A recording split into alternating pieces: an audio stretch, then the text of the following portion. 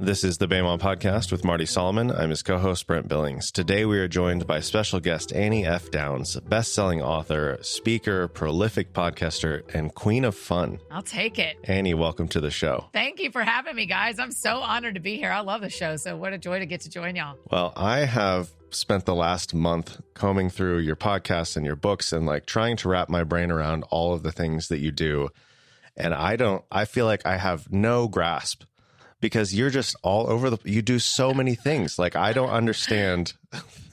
I don't understand how you pull it off. So I would love to get a little bit more color from you on what your life is like, what your interests are. Just tell us about who Annie is and what we need to know. So I currently live in Nashville, Tennessee. That's where I live. I've been living part-time in New York for the last couple of years, but I'm pretty full-time back in Nashville right now. This fall, I am out on tour with Cain, the Christian group, and we are doing 40 cities in 10 weeks. And so that was the time to be based in Nashville, is when the bus is rolling from Nashville. Yeah. So I guess to kind of explain my life a little bit, we have two companies here. One is the That Sounds Fun Network, where we are supporting 50 plus different podcasts with advertising and community and education. So we have the That Sounds Fun Network. And then over here in this office at AFD Inc.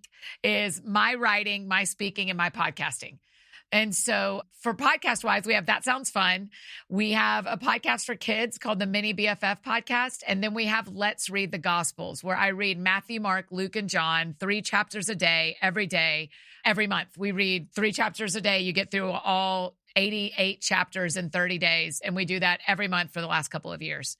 So that's the podcasting wing that we can talk about. Writing books, I've been doing since 2012. That's when my first book came out. And then I travel and speak probably when I'm not on tour. I'm probably traveling 2 weekends a month max. Annie, I always usually start these interviews and talk about how I met this person. Yes. And oftentimes I got to meet them in person. I haven't gotten to meet you in person yet. I know, not yet. But I've gotten to meet you with so many circles of friends that we have that overlap, people that either know you or know of your work. And numerous times I had people that are like, you got to have Annie F. Downs on the show because she loves the same things that you love, and you love you're in the same world and you haven't chatted and you need to chat. And I loved it because I was like, Annie F. Downs, isn't she I love what Brent just said. Isn't she the one that's in the middle of everything? Yeah. She's got podcasting and she's writing and then she's hosting stuff. And so then I got on the website to make sure enough, there were all those categories, which is kind of what I want to talk about today. And just usually I have something really specific. Yeah. For you, I just want to see what kind of fun. And you have a podcast literally called That Sounds Fun. That's right. So I figure I'm probably in good company to do this. Yeah. I mean, does it just prove that I'm the jack of all trades and the master of none? Am I the Jill of all trades and the master of none? Man, we should make that t-shirt. As I've been going through I've been reading Remember God, and I've listened to a bunch of episodes of your podcast. I'm more of a podcast guy than a reader. So I've read a sliver of one of your books, but I've listened to a lot of podcasts. But I keep having this theme come up with you where there's curiosity and there's wrestling. Yeah. 2 words that we talk about a lot on BAMA. Yeah. So, I'd love to know what your thoughts are with those concepts, because I don't think it's a jack of all trades thing. I think you're just so curious that you get yourself into all these different things, and when you get into it, you go for it. Brent, that's a very kind retelling. If you're going to be known for something, it's more fun to think about being known for being fun than known for wrestling. Yeah, well, sure. But it's probably true. I mean, the reality of having a public life is, and since I've been in this full time since 2012, is that people have watched me grow and change. And some of that's really good. And some of that is really hard. It is hard to be in the middle of wrestling and you can't hide it. And it's hard to be in the middle of figuring out the next thing with God and you can't disguise that, because I record multiple times a week. And my story leaks out of me when I am talking. Mm-hmm. But I'm super curious. It is probably a word that defines me, is I want to understand people. I want to understand concepts. I love learning. I was never as good at school learning as I am at conversational learning. Mm-hmm. I want someone who's an expert at something to sit down and teach me. I'm not great at school. And so that's why I didn't finish my master's. That's why I haven't been to seminary yet. I mean, it just never was very fun to me. But man, I'm curious. And I think curiosity, this isn't in the scripture. Y'all know better than me. I don't think this is in scripture. I think curiosity is a pathway to love. Because if you get curious about people, your judgment goes down and your assumptions goes down and your capacity to love them for who they are goes up. Because you're like, wait, how did you get there? I have friends and family that are very black and white, and I'm not. I'm black and white about Jesus, and that's about it. Pretty much everything else, I kind of go, can you explain to me how you got there? Mhm. Like, I'm curious about how you got there more than I think you're in the wrong place. And so we need truth and grace. We need both, right? So I could probably land more. I could probably need to be pulled more toward the black and white of truth, and some friends and family need to be pulled more to the black and to the gray of grace. But I think there's so much of the curiosity that allows me to go, man, we are different. And how you got to where you are makes a ton of sense to me. Even if I don't agree with you, how could a story about Jesus help you in this part? You know, that's kind of where my curiosity goes. When you describe that, you use similar language to what I think I've been trying to articulate the last few years of my life. There's a way to see the people get to watch me all the time as like a gift, because you can do two things with that. You can like make that a really performative space, and then you can make that somewhat of a vulnerable space for everybody's benefit, yourself included. Like, this is me just grappling with what it means to be honest. And somebody that was describing, when we started looking to have you on our show, somebody said, you know, the thing I love about her is she's the real, like, she's honest and she's real, which is that's such a high value of where we're at in influencer world today. So thank you, Marty. That's kind. Yeah, it's a very cool way to occupy that space and how to see that. But okay, so let's talk about podcasting. Okay. Let's start here. We love podcasting. Me too. Yes, we do. We love podcasting. How about, Annie? 1,000 episodes of... Yes. That sounds fun alone. You like totally caught me off guard with this whole like reading the Bible thing. Do you know about Let's Read the Gospels? No. Oh, Marty. You were talking about this and I'm like, what? Can I tell you that in 15 months, 10 million people listened to me read the Gospels? Are you serious? Yes. Wow. It is the most impactful thing I've ever done. I love that. Now, that sounds fun, has more downloads than that. But Sure. to me, Yeah. the idea of 20 million ears. Yeah. I don't give any commentary. I don't do anything. I Just the read Bible. 3 chapters Oh. a day. It started for me as a practice in 2020 because I was getting so frustrated with myself that I wasn't ever reading the whole Bible. I was always giving up by February. And I was like, what could I do? I wonder if I could do Matthew, Mark, Luke, and John. And I did it in January of 2020. And I was like, look at you completing a reading plan. Do it again. Because all 3 of us speak English. There's multiple Bibles in our language. And because I'm privileged, I got to reach up on my shelf and pull down a second Bible that is in a different version. And I did it again in February. And that was in 2020. And as the year went on, I started inviting people to read along with me on Instagram. And they did. And then we created a reading plan. And then in 2023, we started the podcast where I was like, I can do this. And so we read every day and it still goes. I don't fresh read anymore. We have versions that we just repeat, but I read the Bible for 15 months, 3 chapters a day out loud. Oh, man. For he who has ears, and she. That's right. Let them hear. Like, I love that you said that. I mean, Marty, there are so many of y'all who are telling people about the whole Bible. And I think that's awesome. I think we need the whole Bible. Yeah. But what really fits in what I'm called to and why God put me on this earth is, can I give you the Gospels and you can just think about these 4? Yeah.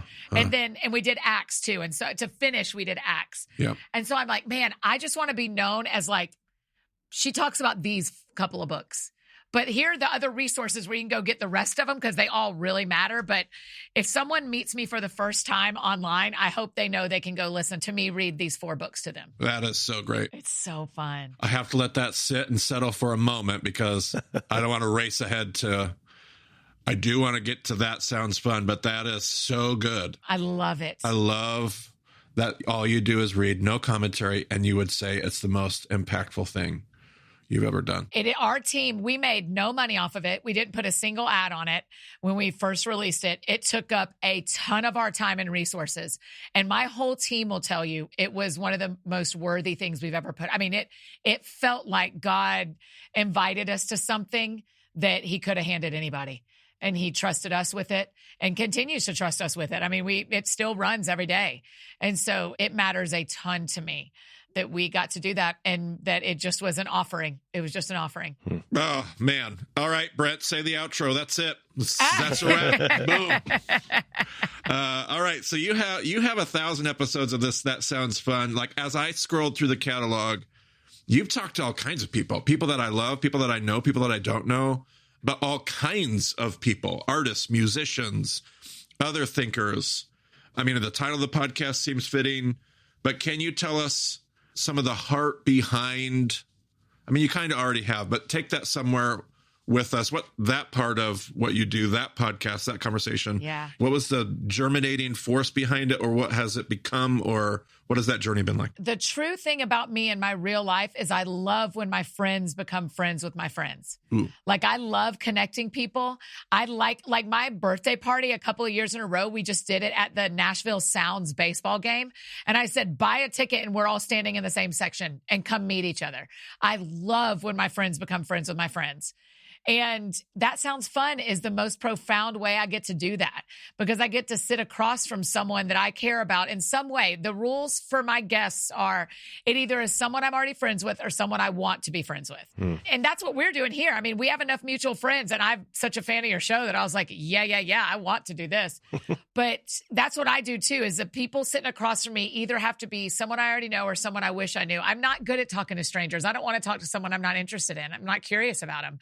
And so it's one of those two things, because then my listeners know if this is a friend of Annie's, it's a friend of ours. And I can push that sometimes. I can have people on that get me chirped at and that get my audience grumpy sometimes, that I will have some guests on and I go, hey, we can be friends with anybody. You can be friends with anybody. You don't have to agree with them, but you can be friends with them. Here's what you do share. Beep, beep, beep, beep, beep, you know? Yeah. And so that really is my heart behind it, is like, let's get people who are making really good, light-filled things and magnify it to my audience.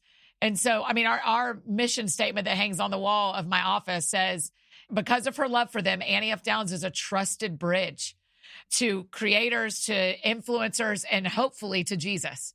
Because if they stop with me, I haven't actually accomplished my goal. My favorite conversations are when listeners will stop me at an airport or stop me at a restaurant and say, I have bought so many books this year because of you. Or I'm going to a concert of a band I didn't know about, but now, I went to a Cubs game and cheered for Dansby Swanson. You know, anytime something like that happens, that means I'm on mission. And that means the podcast has done what it was meant to do, which is bridge people to other trustworthy creators. Now, they're all human, so they all have the chance to make mistakes constantly. Me too.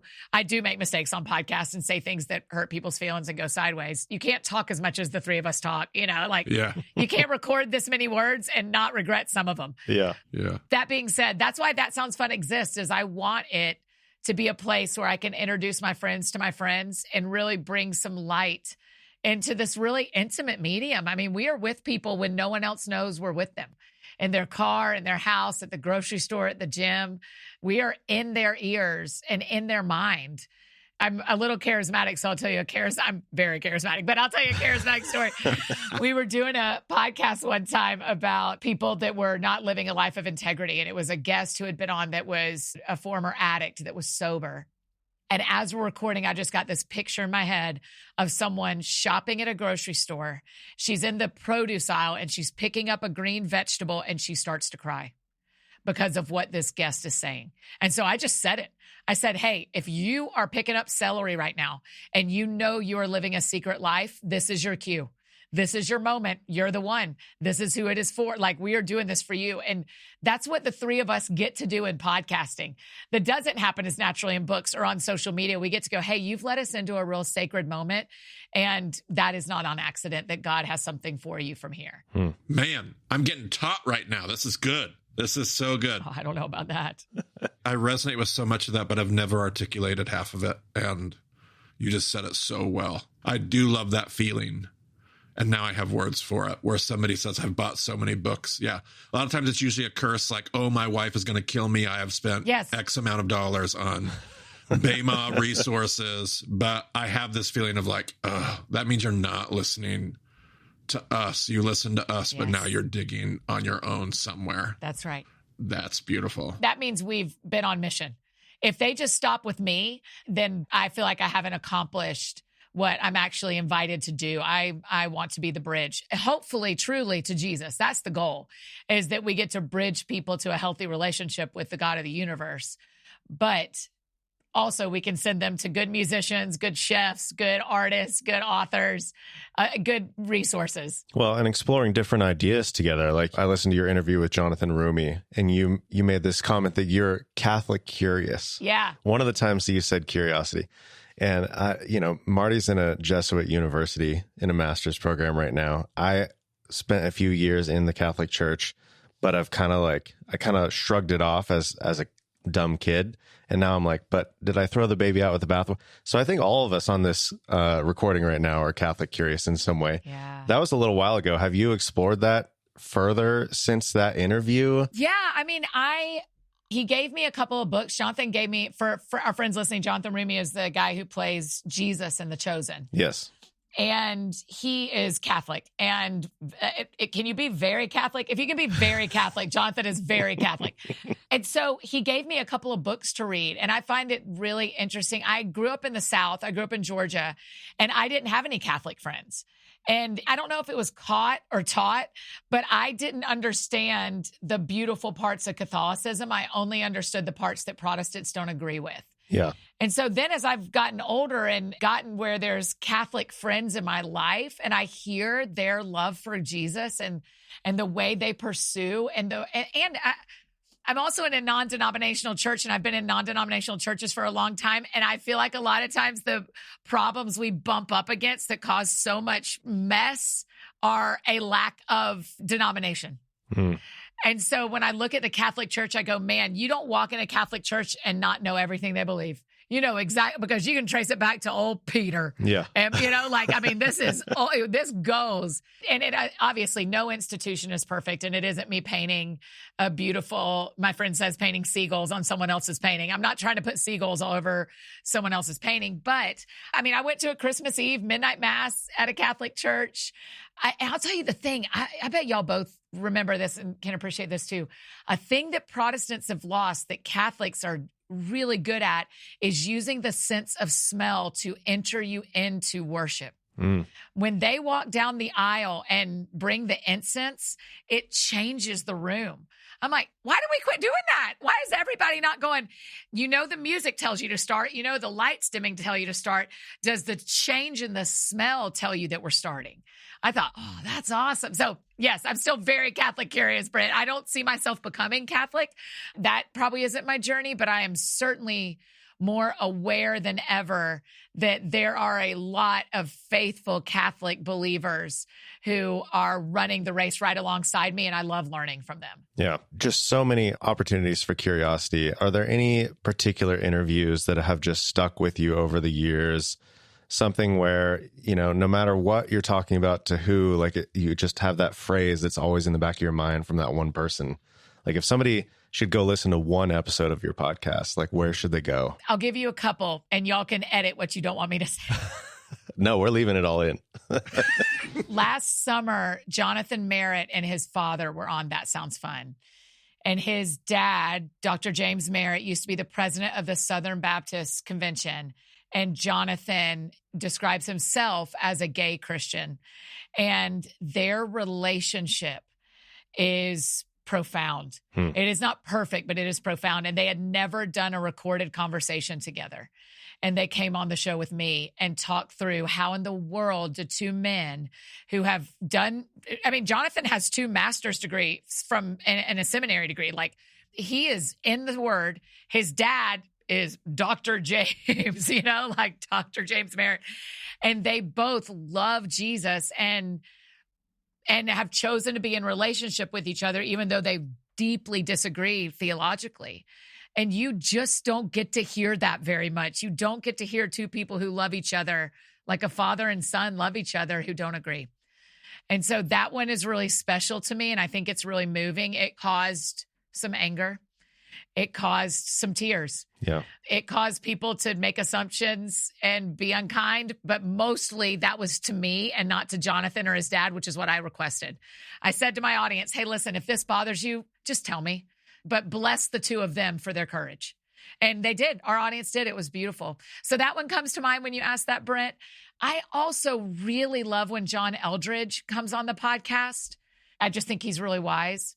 Dr. Esau McCauley also comes to mind. When Dr. Esau comes on and teaches us about scripture, I just, y'all can imagine whenever anybody comes on that's ready to talk about the Gospels, I'm thinking Dr. Matthew Sleeth. I'm thinking Dr. Scott McKnight, Lisa Harper. I mean, anybody who comes and talks to me about the Gospels, I'm a puddle. I'm just very interested in it. So I love all those folks. Yeah, you just nailed a whole list of names there that are just home run hitters. I love that. That's a good mini catalog right there, just what she listed. So yeah, they're so smart. All right. So Jonathan gave you books to read when you talked to him, Jonathan Rumi. Let's talk books. Okay. If I was on your website and I'm reading the language that they use there, like the language of the website makes it seem like this is one of your bigger passions. Like, yes, of all the things you get to do, like this one kind of stands out. And I wanted to know, like, is that true? Tell us about your book projects, either your favorite things about the process, being an author, the books themselves. I'm just new. Like I feel like you're just down the path of all the things that you do from where we're at. Like you're down the podcasting path, author path. Writing books is terrible, right? Have y'all done it yet? It's terrible. I have not. I'm 2 books in. Oh, Marty, isn't it the worst? I mean, it's so lonely and you're so in your head and everyone around you is suffering because you're the worst to be around. I'm a monster when I'm writing a book. You know, I'm glad the website reads like that to you because, yes, I think I did start and I will finish with books. But one of my grandmothers was a librarian and my other grandparents owned a bookstore. So there was just like no shot that one of us wasn't going to start making them. We also weren't allowed to watch TV as kids. So it was books or play with your sisters. And I was like, I'll read. Thanks. I'll just read. And so books have just always been such a life-giving force for me. And I do not enjoy writing them. I love having written them. Sure. You know, I'm not the person who goes off to a cabin and writes by herself for 6 weeks or something. I heard a quote one time that said, I wish I could tell you who to attribute it to, but I don't remember. Someone else was quoting them. But the quote goes something like, I only write when I'm inspired, but I get inspired every morning at 9 a.m. I'm like, yeah. We got to go to work. Like when people are like, oh, you wrote another book. I'm like, yeah. And every surgeon went and did more surgeries today. Yeah. Like we all keep going to work. And so you keep writing. It doesn't mean everything you write is great, but you keep writing. And so I really love it. I have found it to be, I'll tell you what it isn't. Every book isn't a exact replica of the experience you would have if you met me today. Oh, sure. Because they are frozen in time. The book I wrote in 2016 is the book I wrote in 2016. The book I wrote in 2018 is the book I wrote in 2018. And so a beautiful thing about books is they yearbook your life. They timestamp your life. They memorialize what you've learned if you write nonfiction like me. What they don't do is give the reader in 2025 who picks up a book from 2014 an exact understanding of me. But that's okay. I mean, God puts books in hands. Christine Caine says that all the time. And I'm like, man, if someone picked up like Brent, like picking up Remember God right now, Remember God that could have been the last one. If that had been the last one, I'd have been proud that was the last one. Yeah. Y'all are going to love this. Marty, when you get a chance, you need to go look at the cover. I'm looking at it right now, right as we speak. Okay. So it's black. And then there's this gold design down the side. So the very last chapter of the book happens on Epiphany. And I am at the Durham Cathedral in Durham, England. Oh, stop. And it was gorgeous. I just have this unbelievable experience where the Archbishop of Durham, the Archbishop of the Durham Cathedral gets up and he prays at the evensong. And as he's praying, he says, the first one was like, for anyone who's hurting, blah, blah, blah. There's probably only 20 of us there, because it was on Epiphany. And then he says, and for anyone who is writing or speaking the truths of God. And then you'll see it in the front of the book, Brent, the prayers at the front of the book. Yeah. I just start sobbing. This is beautiful. I'm like, he doesn't know me. So I go up and meet him afterwards. And I say, you can't know this, but I'm an author. I'm working on a book. And he says, it's you. And I said, what?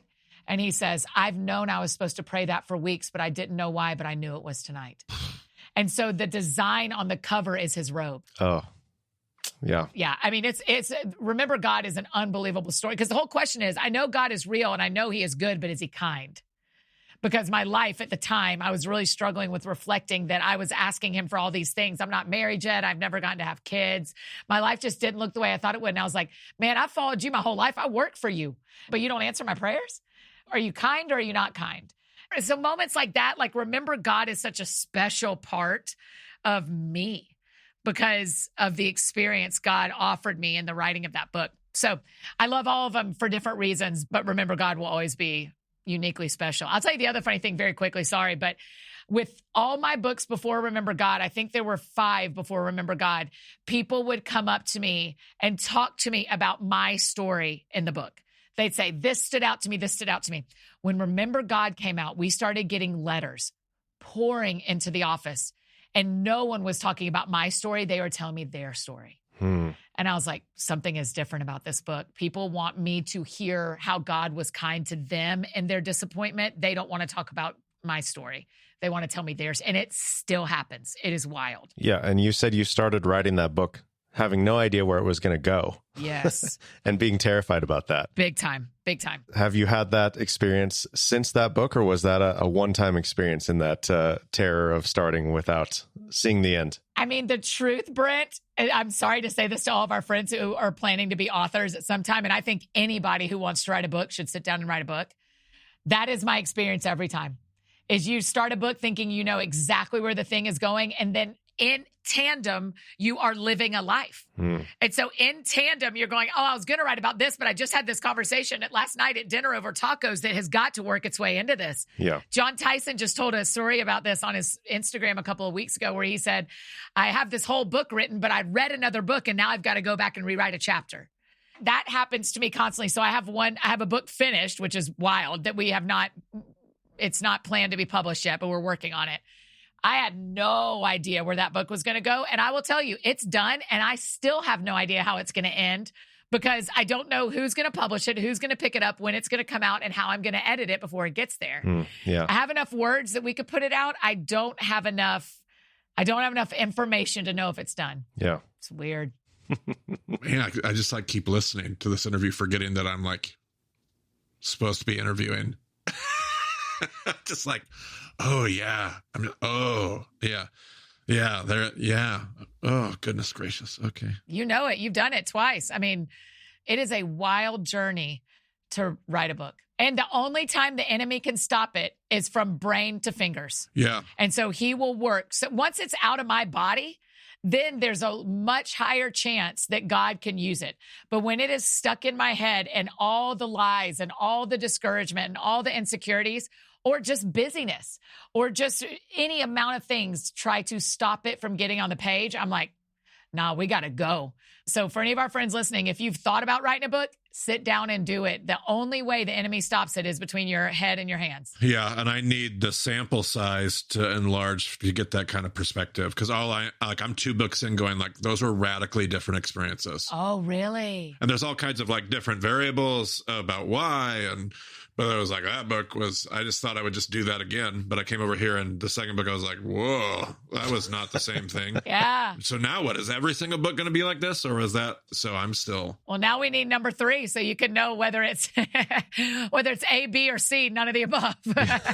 We're working on it, but golly, I don't know what I'm doing. So it's just wonderful to hear you talk about that. I mean, I'm 15 in and I don't know either. Yeah, absolutely. So you don't go to a cabin in the woods to write. What is your process like? You do write daily? Like, where do you go? How do you make it work? Yes. When I am actually writing a book, we set up my week in the office where I am in the office Monday, Tuesday, Wednesday. And then I am writing Thursday, Friday, Saturday, Sunday, but I get to pick one as my Sabbath. And so I have 1 total day off and 3 writing days. I have found the longer I've done this that I'm not very good at jumping into book writing and then jumping out for afternoon meetings, or starting the morning podcasting and then going and supposed to be writing, and I end up watching TV or going on a walk or getting Dairy Queen with my friends. And so I have to do entire days. Y'all both know this, but I bet 60% of writing a book is thinking. And so you have to sit and think. If I'm writing 3 days of a week, one whole day is probably thinking of going like, I think it's going to look like, and taking a couple of notes here and there, and then working out this story, and then typing up a couple of things. And then by the time I get to the afternoon and I want to go eat dinner with friends or see people or go work out, when I sit down the next morning, I'm already rolling.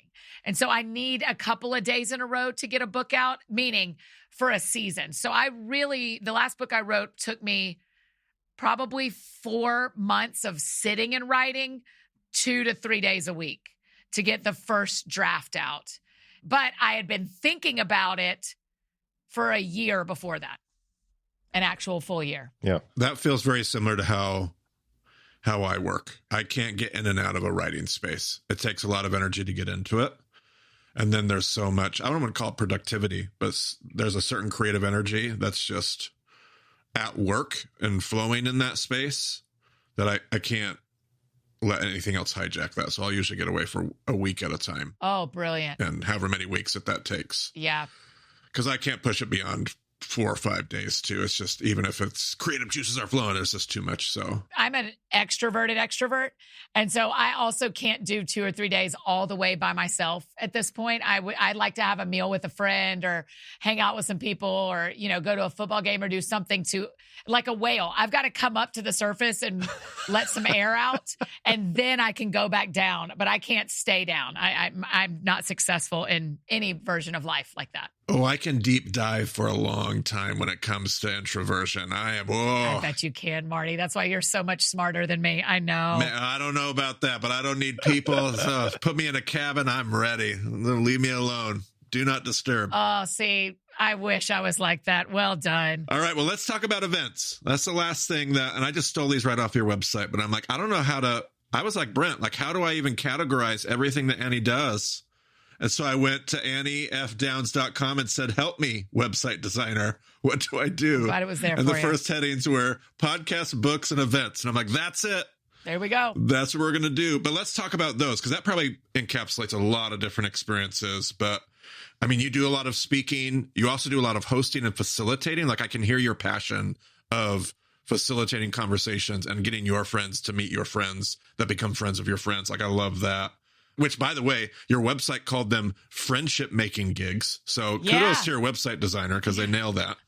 Do you enjoy these events? And which part of these events?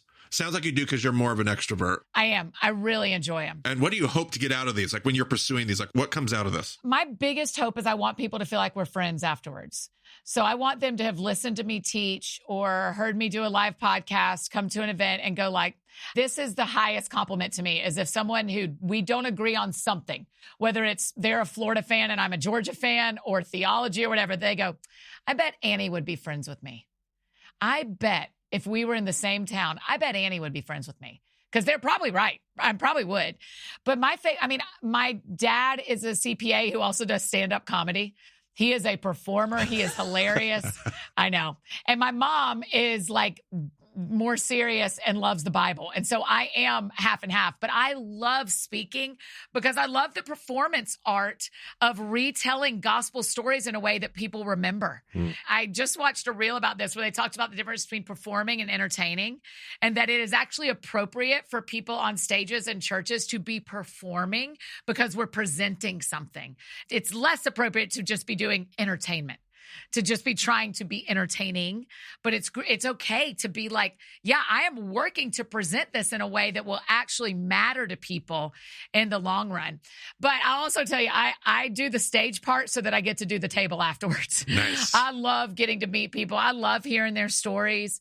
I love getting to sign books and hug and take pictures. And that does not wear me out as much. It does in some seasons. If I'm grieving, sure, it's hard. If y'all may have seen that a book released this year called Where Did TJ Go? About the loss of my nephew. Oh. And it's a book to help siblings grieve. Yeah. Because we couldn't find one for my other nephew. And so my sister and I wrote it.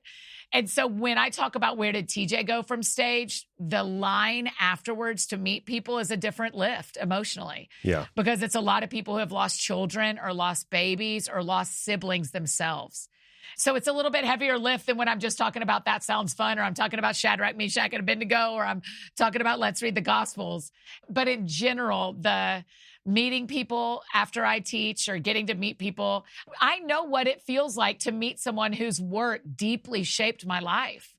And so if that's me for anyone, I want them to get, when I got to thank Beth Moore for the work she has done that shaped my life, when I cried sitting across from from Michael W. Smith and told him how his albums mattered, his cassette tapes mattered to me as a kid, I am not near as important as either of those people have been to the kingdom of God, but there are people who feel shaped by some of the work I've done, and I want them to have the experience that they want to have too, that says, I'm getting to thank this person whose stories have helped shape my life or whose work has helped shape my life. So it matters to me to be available to that and to be a good version of myself for that as best I can be, because I know how much it matters when I'm the one standing in line. Yes, I have made use of that when I'm at a lot of my events. And you'll have that person that comes up afterwards and they're just struggling, and you know that they feel awkward in this space, and they'll call it fangirling or whatever they want to call it. And I'm like, listen, and I'll just be able to stop and I get them to look at me and I'm like, I was you. Like, I know exactly what it's like to be standing right where you're standing and saying the dumbest stuff to the person who has impacted. Like, I get what you're trying to communicate, because I was that person not 15 years ago. Marty, I always say to people in line, if they're with their friend and the young woman or young man or whoever is saying to me that my work matters to them, and they're like, oh, I'm fumbling over my words, I will always say to their friend, when y'all get in the car, you tell them they did a great job. Yeah. Because they are going to get in their head that this was an embarrassing thing for them, and I am loving this. Will you tell them when y'all get in the car what a great job they did? Because I'm like, I don't want anyone walking away and being like, oh, I wish I was nervous or I'd never met Annie. Because I'm like, we don't need fans. I just need more friends. I don't need fans. Fans are weird. But I love friends. And so I want people to tell me when my work matters to them. And then I want them to walk away and be proud of how they did that. So if a friend is standing there, like you said, I could be like, come on, you're fine. This is going great for both of us. This is going great. Yeah. Golly, I love that. Brent, what do you got? Well, one of the other things that I've seen that you do, and I do this sort of with the same intention, but you do this specifically with restaurants. You do something called Tour de Taste Buds, where you try to understand the local culture a little bit. Yes. So tell me about what that's like, and maybe a couple of your favorite experiences doing that. Hold on. Where did you find this? Where was this buried on the website? I know. On Instagram? I think I must have heard it on one of your podcast episodes. Oh, yeah, we do talk about it. Annie, you are one of the most fascinating people I've ever met. It's unbelievable. I just have a lot of energy is what it is, Marty. I have a lot of energy. And so there's Tour de Taste Buds and there's Pour de Taste Buds when we do coffee shops. Ooh, okay. But here's what was happening is we were traveling, whichever one of my team members is with me, we were seeing the inside of Marriott's, the inside of Delta Planes, and the inside of non-denominational churches, you know? Yep. Like I was seeing the same three things everywhere. And I was like, this is not a good use of my life. Yeah. I am not like, this is not fun. This is getting rote, and I'm starting to get cynical. And so then we decided in every city we go to, we have to eat somewhere local. We've got to at least step foot in a place that is local to the people here so that we feel like we've seen the cities. Like the advantage of getting to travel for work is you're traveling and you're seeing the world. And so that's where it came from. Tour de Taste Buds is restaurants. Pour de Taste Buds is coffee shops. I'll tell you, Brent, the funny thing is we kind of had to quit doing Tour de Taste Buds because when restaurants aren't good, I wasn't willing to do that. You know, like I wasn't willing to be like, that was not great. Yeah. And so we usually try to shoot for something. It's really challenging to be like, let's eat local fare. You know, like I'm just like, where's the best burger? Yeah. Or like I go to Philly next weekend and I'm like, we got to have a Philly cheesesteak while we're here. Right. And so there's things like that. And there are a lot of opportunities when you are doing work for people of faith as a person of faith to get cynical. And the more I can build dams in front of those rivers, the better off I am. And so Tour de Taste Buds and Pour de Taste Buds are a way for me to go, I am getting to do this. I am not having to do this. I'm getting to do this. We meet people all the time in signing lines who've never been on a plane. And I have 1,000,000 miles almost on Delta. I am honored and grateful that I get to travel this much. So I'm going to build a dam right here to make sure I don't get cynical about travel. And the way I'll do that is eating a really good burger and getting a really good chai at a local coffee shop. Yeah, people tell me, they're like, oh, thank you so much for like making time to meet with me while you're here. It's like, I'm not going to come all the way to Dallas and spend my entire time in a conference center. Like, I want to meet people. I want to hear stories. Yeah. So yeah, I love that. That's exactly right. It is such a gift. What an honor. I am telling y'all. So here's another switch in my cynicism is there was a window of time, I'm embarrassed to tell you, very early in this, far earlier than I should have been this prideful, where I was kind of like going to events. I was doing 2 or 3 weekends a month for like years. And I was kind of going, aren't they lucky that I came to this little church, or aren't they lucky? And the Lord just got on me about it. And so before we get out of the car at every single event, and I've done, like both of y'all, I've done hundreds of events. And whoever I'm traveling with, because I always travel with somebody, whoever I'm traveling with, we look at each other and I say, they could have picked anybody. And God could have picked anybody. We are so lucky that they picked us. Now we're going to go live like that. And we do. We get in there and we go, we are so lucky. We do not need more waters. We have plenty of water. We're just so thankful to be here. But we had to get there through a path of me being a little bit of a monster for a while, particularly 2013. If any of my friends are out there from 2013, I'm sorry. But I had to go through that process to get to this side to go, someday, y'all know this is true. Someday my phone will quit ringing. Someday people will quit hiring me to come and speak. Someday I will be, didn't Annie used to, ... And I won't get to do this anymore. And so I'm so lucky they call me and that I get to go do this and meet people and hear their stories and see. And if you travel with someone else, that helps a lot, because it's a lot easier to get cynical and prideful and to get really down in the dumps if you're by yourself. And so if I've got someone else with me, they can anchor me or release me and go like, hey, that wasn't your worst event. I was at your worst event 2 years ago. We're fine. Let's go eat Chinese food. I need that person with me. Goodness gracious. So many wonderful little so many tidbits. words. I just keep like, this is going to be one of those interviews I keep chewing on for so many relevant pieces. Okay. I've got one last question, but I'm going to let you multi-part this. Okay. Because the more you talk, and now the more that I dig trying to find this tour de taste buds. Unbelievable. I'm finding like even more stuff. So here was my question originally. My original question was like, this was just a 3-part snippet, 3.5-part snippet of like the work you give your life to. I wanted to know like what else, what other passion or impulse. And really this was a question saying, what's the question that I don't know to ask about who you are, what you do, or what you love? Wow. But then as I'm perusing, like, I don't want to waste. Okay, so here's the thing I just found on your website that I didn't notice before.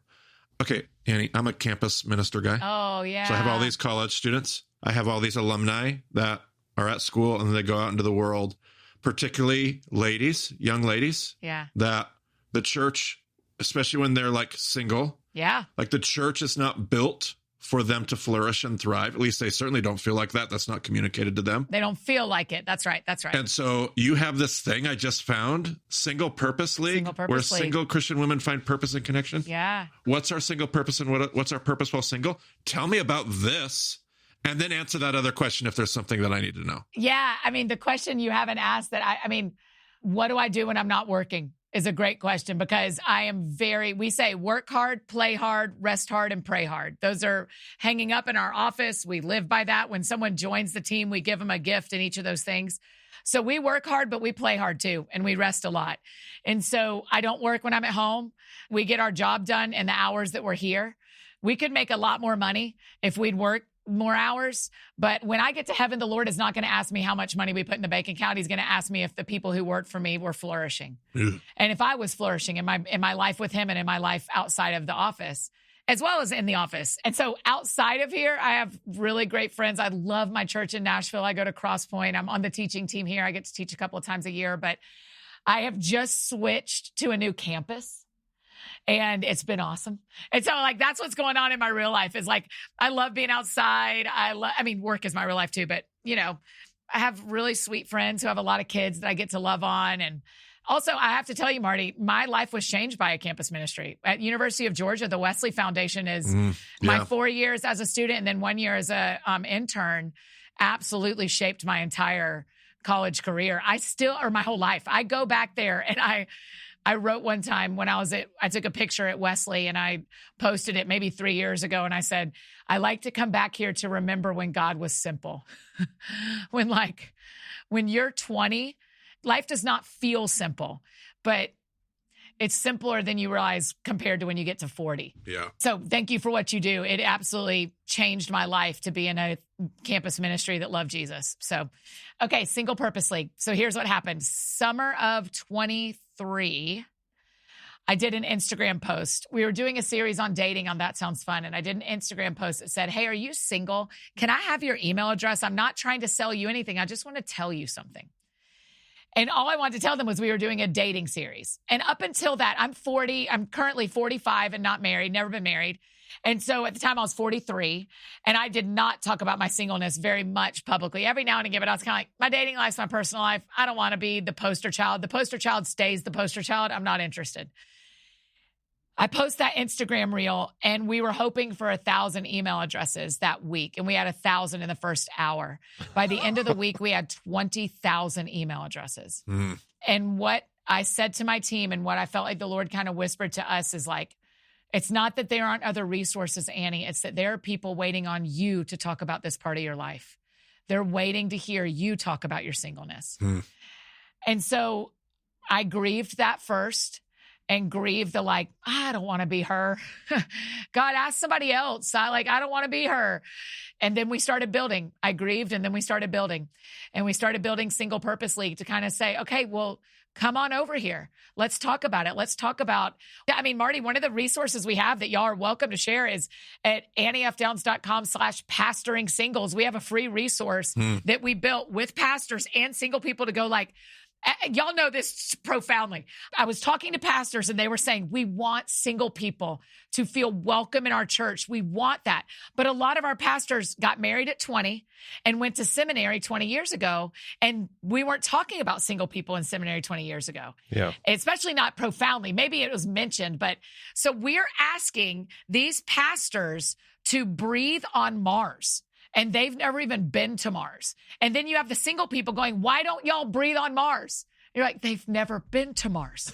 So pastors are dying for single people to feel welcome. Single people are grieving and wanting to feel welcome. Everyone wants the same thing.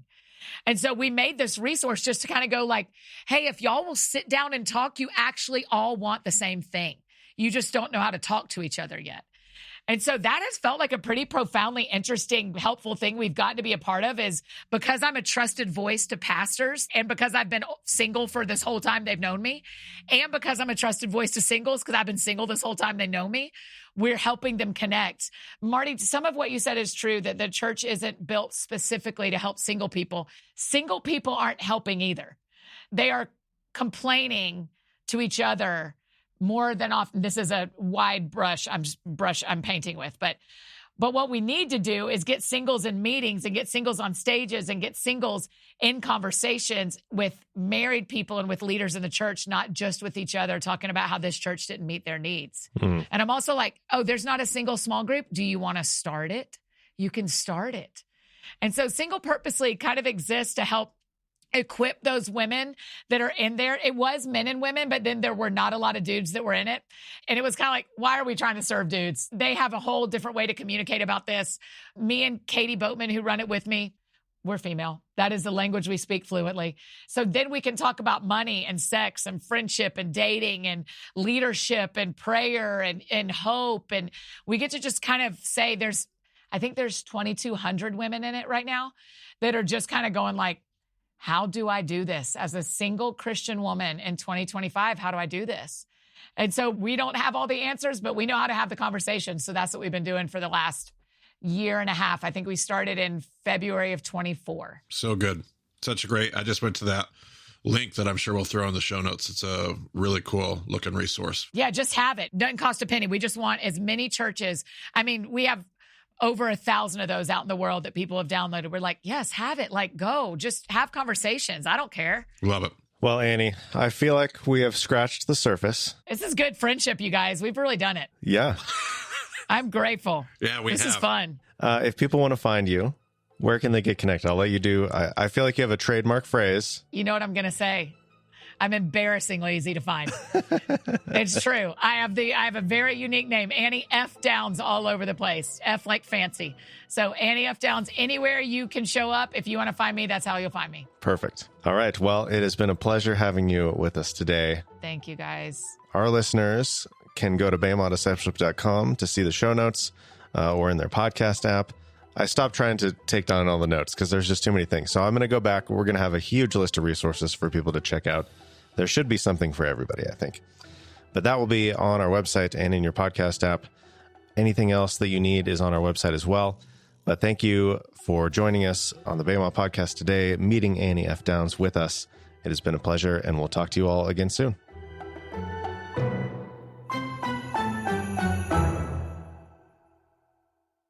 Are we all still recording? Yeah, of course we Yes. are. I forgot one thing that I wanted to bring up. You were baptized in Loch Ness. I was baptized in Loch Ness in 2018. Isn't that wild? That's so crazy. I used to live in Scotland, and sorry, it wasn't 2018. It was 2008. I was baptized in Loch Ness in 2008, and I had been baptized as a kid. I had been walking with Jesus this whole time, but I was getting ready to move to Nashville, and I knew that I was like ready to have some significant change in my life, and I thought this is the right move. Is to get baptized here in Loch Ness. It was so cold. Wow. It took my breath away, I'm sure. but it was really special. So did you become a Loch Ness Monster believer? I wish. I was like, did Nessie see me get baptized? Yeah, I'm all about believing that the Loch Ness Monster exists. Why not? Who cares? It's more fun to believe that she does. So let's go. Absolutely. So for Marty's sake, I have to ask about your thoughts on Bigfoot too. Oh, man. Do y'all listen to Blurry Creatures? Okay, wait. There's a resource I haven't run across for Sasquatch? Not for me. Not for me. Oh, yeah. Oh, yes, Marty. Blurry Creatures is your jam if you love all things Bigfoot. It is two guys, both believers, and the whole thing is, well, one of them, he tells this whole story in one of the first episodes about how he was starting to deconstruct his faith because he thought he'd figured it all out. And then he started researching Bigfoot. And was like, wait, there are things we don't know. Maybe God is bigger than I thought. And it like brought him back around to God in a new, healthier way.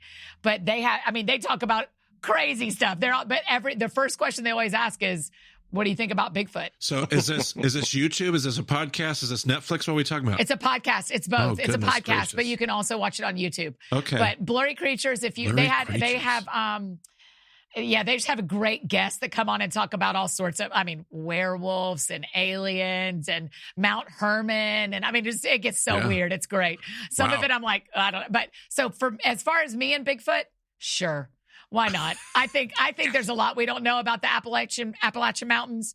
I think there's a lot going on in places. There's so much forest that we do not know and do not know well. And so I'm like, yeah, of course there's stuff we don't know. Sure. And is there supernatural to it? Is there, our battle is not against flesh and blood. There is a lot going on that we cannot see.